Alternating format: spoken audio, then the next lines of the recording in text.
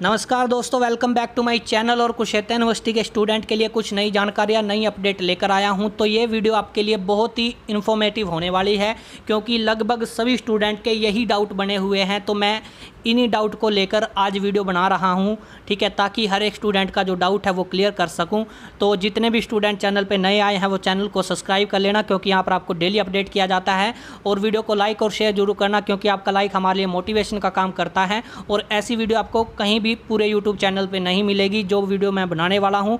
और इसके बाद जो स्टूडेंट का डाउट आता है, ठीक है, एग्ज़ाम के दौरान, वो उनका डाउट इसीलिए आता है क्योंकि मैंने सॉफ्टवेयर एग्ज़ाम पे इतनी वीडियो बना दी है, स्टूडेंट उन वीडियो को नहीं देखता, तो इसीलिए उनके डाउट बचते हैं। तो मैं आपको बार बार बोलता हूं कि जो भी वीडियो बनाता हूं या लाइव आता हूं तो उसमें ज़रूर जुड़ा करो। अगर आप नहीं लाइव जुड़ पाते तो उस वीडियो को देख लिया करो, बाद में देख लिया करो, बेशक उसकी स्पीड बढ़ा के देख लिया करो, क्योंकि उसमें आपके लिए इन्फॉर्मेशन ही है, ठीक है। आपका कोई भी एक पॉइंट जो आपके मन में डाउट चला हुआ है तो उससे वो क्लियर हो सकता है। तो इसलिए जो भी वीडियो बनाता हूँ तो उसको देख लिया करो। आप वीडियो नहीं देखते पूरा, इसलिए आपके डाउट रह जाते हैं, ठीक है। तो आज की जो वीडियो है इसका जो मेन टॉपिक रहेगा वो यही रहेगा कि जो स्टूडेंट को समस्या आ रही है, जैसे मैंने यहाँ पे हर एक समस्या लिखी हुई है, जैसे यहाँ पे बताया है मैंने, जैसे आपकी रोल नंबर नहीं आया था जिन स्टूडेंट का और वो इसके कारण अपना एग्ज़ाम नहीं दे पाए थे। जैसे किसी का 10 तारीख को एग्ज़ाम था या 11 तारीख को एग्ज़ाम था या 12 तारीख को एग्ज़ाम था, लेकिन उनका रोल नंबर ही नहीं आया। और रोल नंबर नहीं आया तो वो रजिस्ट्रेशन नहीं कर सके,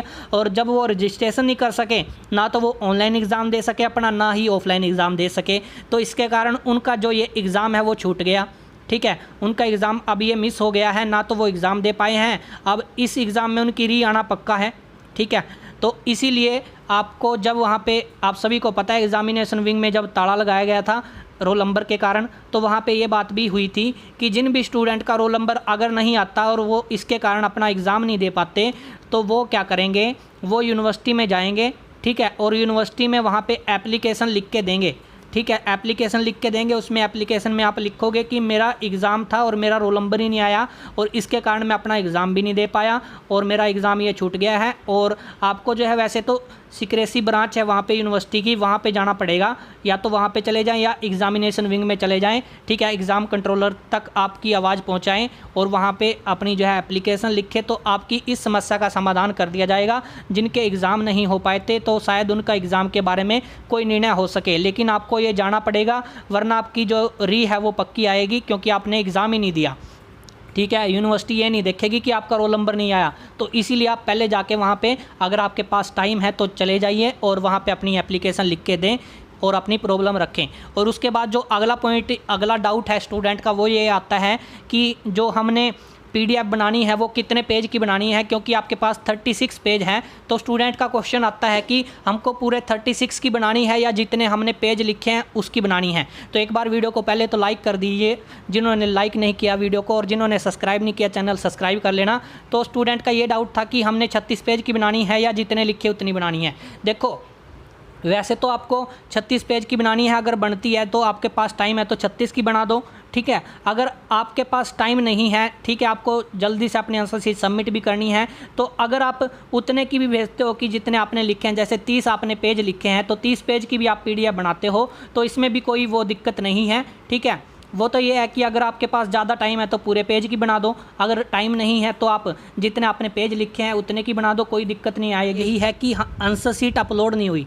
तो देखो, जब भी आप एग्ज़ाम दे रहे हो, ठीक है, स्टूडेंट बार बार जो है घबरा जाते हैं कि हमारी आंसर शीट अपलोड नहीं हो रही, वहाँ पे एरर लिखा आ रहा है या फिर वहाँ पे वेटिंग लिखा आ रहा है, ठीक है। जैसे अभी आपका एग्ज़ाम का टाइम पड़ा हुआ है, बचा हुआ है, 30 मिनट बचे हैं, स्टूडेंट फिर भी घबरा जाते हैं कि हमारी आंसर शीट अपलोड नहीं हो रही, एरर लिखा आ रहा है। तो आप घबराया मत करो इस बात से, आप जो है लगातार ट्राई करते रहा करो। बेशक आप लॉग आउट करके दोबारा से लॉग इन करके, ठीक है, फिर वहाँ से देखा करो। अगर वहाँ से भी नहीं होती तो फिर आप लैपटॉप में जाके देखा करो, लैपटॉप में भी आप कर सकते हो, ठीक है। अगर आपके पास यहाँ से भी नहीं होती तो आप कैफ़े में जाके भी करवा सकते हैं, ठीक है। कैफ़े में कोई आ जाए, कैमरे में कोई दिक्कत नहीं है, उसमें आप करवा सकते हो, ठीक है।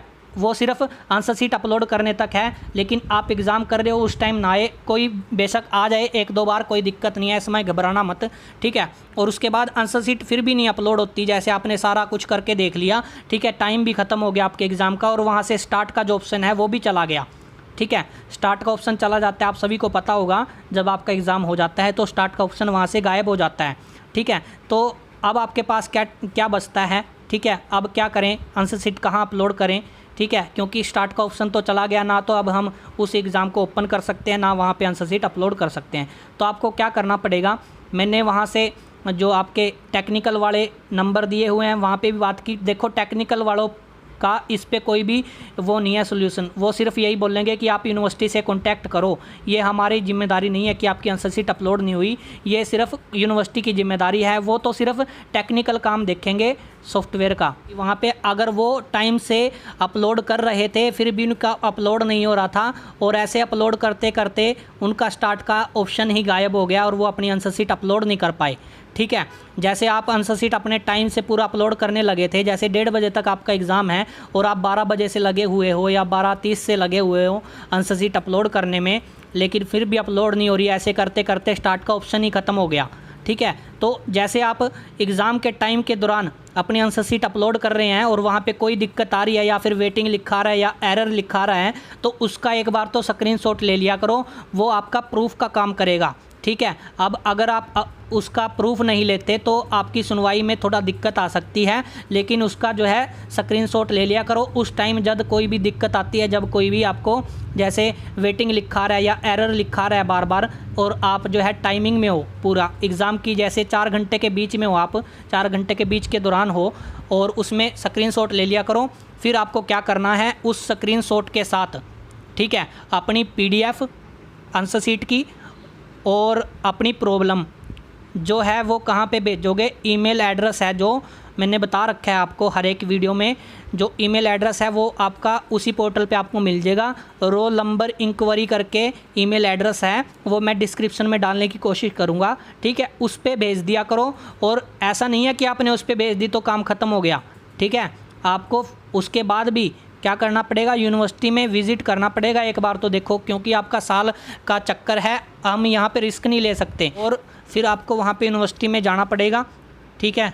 और वहाँ पे अपनी आंसर शीट लेके जाओ, अपना प्रूफ भी लेके जाओ कि ये देखो मैं तो पूरे टाइम से लगा हुआ था लेकिन मेरी आंसर शीट ही अपलोड नहीं हुई, तो इसीलिए वो प्रूफ का काम करेगा। और वहाँ पे आप एप्लीकेशन लिखोगे, और एप्लीकेशन लिख के ऐसा नहीं है कि उसी दिन जाना है आपको, अगले दिन भी जा सकते हो आप, ठीक है। और प्रूफ का काम करेगा, क्योंकि प्रूफ आपका टाइमिंग के अंदर होना चाहिए कि इस टाइम से इस टाइम तक मेरा एग्ज़ाम था और इस टाइम के बीच ही मैं अपना आंसर शीट अपलोड करने की कोशिश कर रहा था, ठीक है। अगर टाइम के बाद रहेगा तो वहाँ पे सुनवाई में थोड़ी दिक्कत रहेगी, क्योंकि यूनिवर्सिटी ने अपनी गाइडलाइन में ये ऐसा ज़रूर बोला है कि आपकी अगर आंसर शीट अपलोड नहीं होती पूरे टाइम के अंदर 4 घंटे के अंदर, तो आपकी कोई भी सुनवाई यहाँ पे आपकी आंसर शीट अपलोड जो है एक्सेप्ट नहीं की जाएगी। इसलिए मैंने बोला है कि अगर आप 4 घंटे के अंदर हो तब आप स्क्रीनशॉट ले लिया करो, जब कोई दिक्कत आती है तो वो प्रूफ का काम करेगा, ठीक है। ये हुई आपकी आंसर शीट की बात। और उसके बाद अगला जो डाउट आता है वो स्टूडेंट का ये आता है कि मैंने 2-3 बार अपनी आंसर शीट अपलोड कर दी।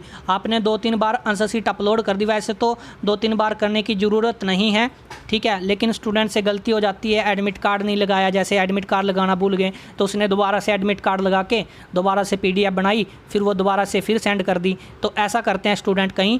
तो आप जो है, जो स्टूडेंट पहली PDF भेजेगा वही आपकी एक्सेप्ट होती है वैसे तो, लेकिन आप 2-3 PDF भेज देते हो तो उसमें भी कोई दिक्कत नहीं है, लेकिन जो एग्ज़ामिनर होगा जो चेक करेगा वो सिर्फ एक ही PDF चेक करेगा। अब उसके मन पे बात आती है, उसके दिमाग पे बात आती है कि वो कौन सी आपकी आंसर शीट चेक करेगा, ठीक है।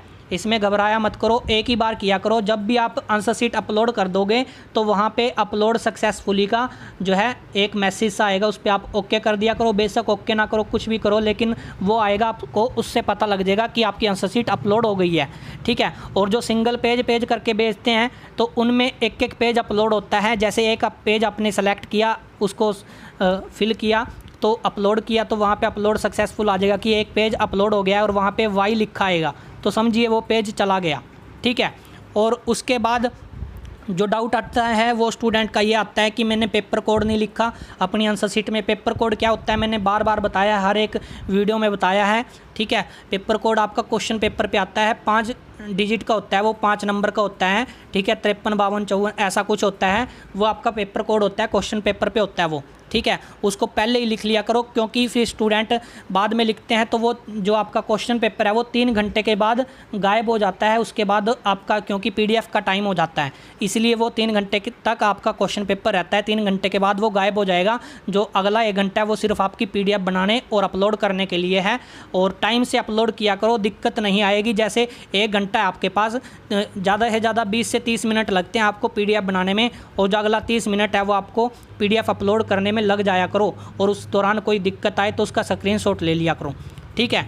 और जो 3 घंटे हैं उसमें नहीं आपको कोई स्क्रीनशॉट लेना, ठीक है। उसमें तो अगर कोई नोटिस आता है उसका ले सकते हैं, लेकिन वैसे ज़रूरत नहीं है उसकी भी, ठीक है। और टोटल नंबर पेज नहीं लिखा, कोई दिक्कत नहीं है। कोड ऑफ पेपर नहीं लिखा, कोई दिक्कत नहीं है। लेकिन अगले एग्ज़ाम में इसको ध्यान में रखा करो। और साइन अपने हर एक सीट पे किया करो, ठीक है। साइन करना ज़रूरी है। और कोई छोटी मोटी अगर आप आंसर शीट में कोई बात नहीं लिख पाते तो उससे घबराया मत करो, कोई दिक्कत नहीं है इस चीज़ की, ठीक है।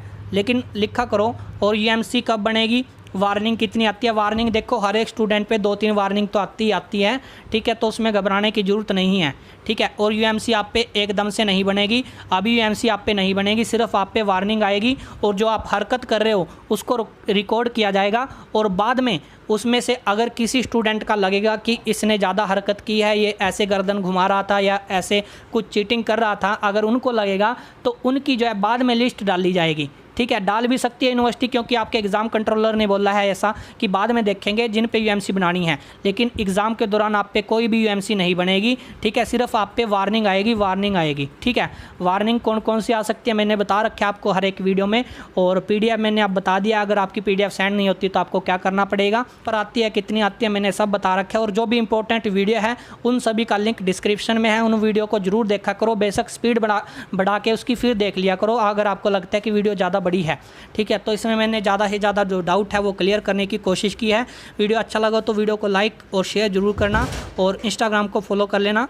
धन्यवाद, जय हिंद।